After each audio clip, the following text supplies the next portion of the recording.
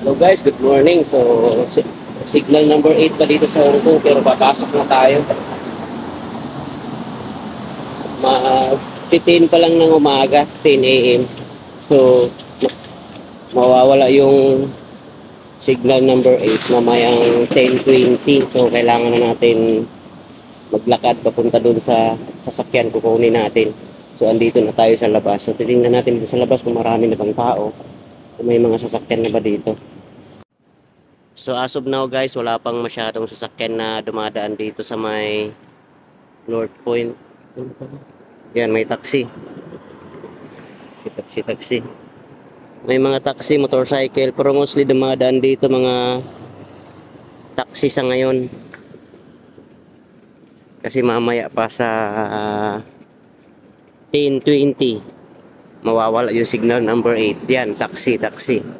So mayroon din mga tao na naglalakad na dito. Siguro may binibili. Yung iba papunta na rin sa kanya-kanilang trabaho. So itong shop, drink, sugar cane. So mayroon ng mga sasakyan pakunti-kunti.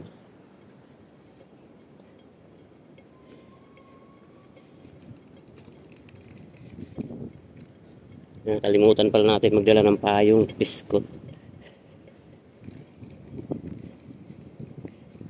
Market ka ate? Open ba ang market? Marami ng tao doon.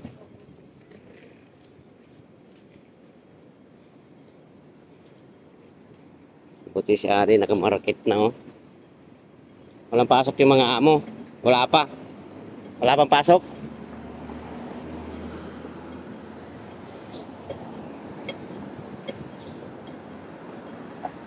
So ayan guys, 7-Eleven, open naman tong 7-Eleven dito. Yung ibang ano, close pa. Yung ibang mga shop, close pa yung ibang mga shop dito. Yung Fortress, close. So yung iba natin kababayan papunta ng market. Yung 360 oh, open yung 360. Yung mga ano lang hindi open, yung mga restaurant, mga kainan, yung Mannings close pa. Walang tram. Yan, pero may minibus na guys, yan oh. Minibus.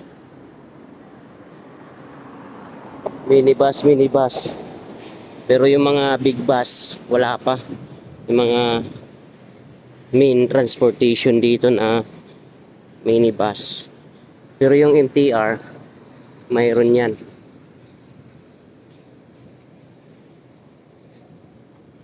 Open yung MTR. Hindi masyado affected yung MTR.